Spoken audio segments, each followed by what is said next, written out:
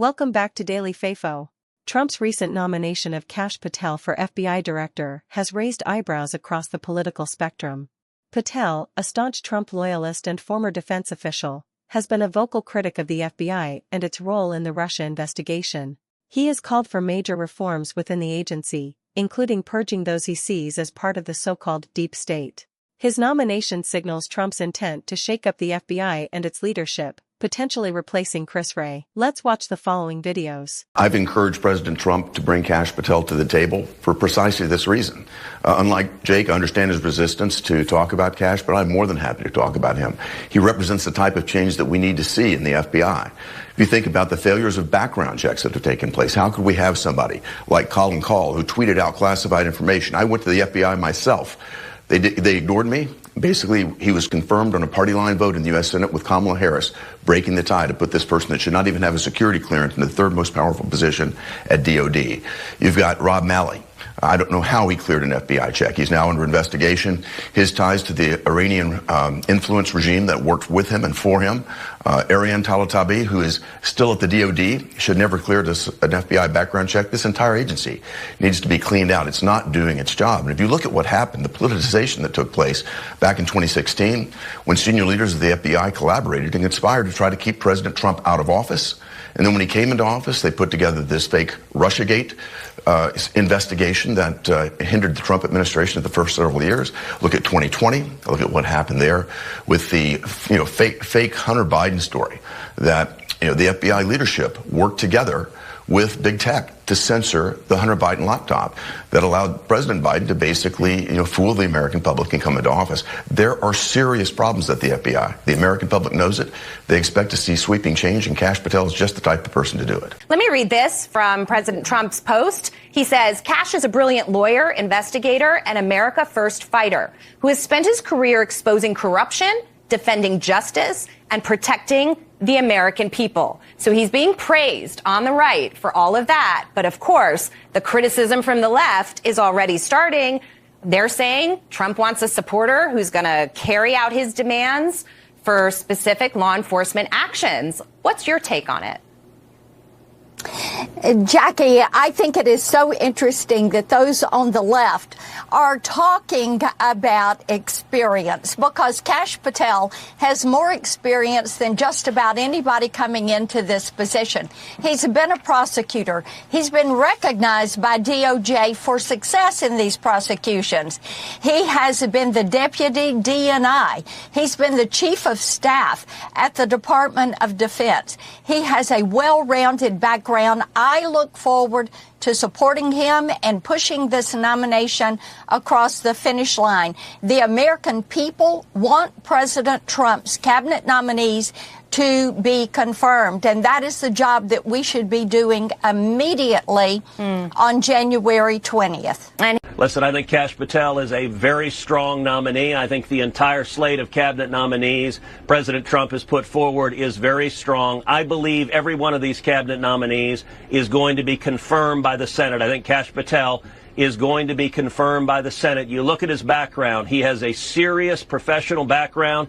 He was a prosecutor. He was a public defender. He was a senior intelligence staffer on Capitol Hill. He was a senior intelligence staffer in the White House. He was the chief of staff of the Department of Defense. He was the deputy director of national intelligence.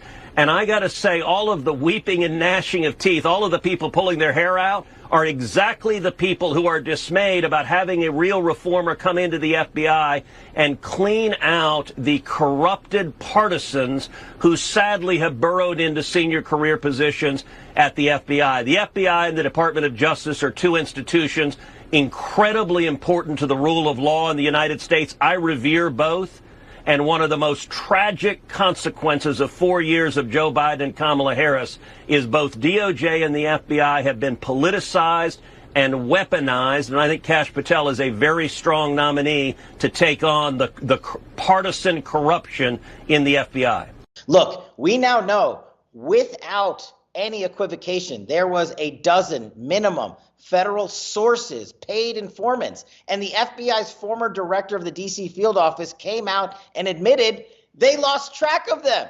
Right. The FBI lost track of the informants they had on the job for the D.C. Capitol riot scheme, and they lost them, and were supposed to be paying them. On top of that, Joe, they admitted they had 24 undercover federal agents on site. Chris Wray and Merrick Garland have lied to the world in Congress about this repeatedly. They, of course, know the answers to that. They're quarterbacking those cases in that investigation single-handedly, and Congress should bring Merrick Garland up on contempt of charges for lying yet again. Then we need to decrease what I call government creep with personnel. The FBI's footprint has gotten so freaking big, and the biggest problem the FBI has come out of its intel shops. I'd break that component out of it. I'd shut down the FBI Hoover building on day one and reopening the next day as a museum of the deep state.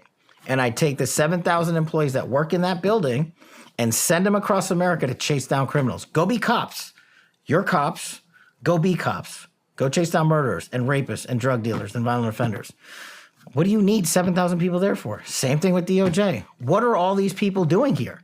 Looking for their next government promotion, looking for their next fancy government title, looking for their parachute out of government. So while you're bringing in the right people, you also have to shrink government. So massive government reform. Yeah. And you got to work with Congress to eliminate the billets. This is one of the things we did when I was deputy DNI. We got to DNI and I was like, okay, what do all these people do? We've got the CIA, so why do I have analysts doing the CIA's job here? Why do I have a floor of them? Like, give me a good answer. I don't know everything. I don't know a lot. But if you can give me an answer that satisfies their existence, I'm all in. Well, we just have our own people. Okay, well, now we don't. And we went to Congress and zeroed out a bunch of billets, and they hated us for it. Why? Why would Congress hate you for that? Not Congress, the public. Congress is like, great, you saved us money. You're the only agency that returned money this year because we didn't spend our entire budget. We were literally funding seats with no humans in them for years. And what the government creep that I was talking about is these agencies go to Congress every year. And again, this is why it's a thing of decades.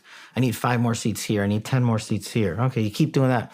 How's that going? Oh, we'll fill that seat next year. We're in the process of, interviewing people for that section. And that keeps, no one returns money. It's the biggest fiction in government that you can't return money. Every agency and department that I've ever worked for, when it comes to the fiscal end of the year, they're like, go on trips, go spend money. What? Just give it back to Congress. We can't do that. Stay tuned for more updates. And do not forget to subscribe to our channel.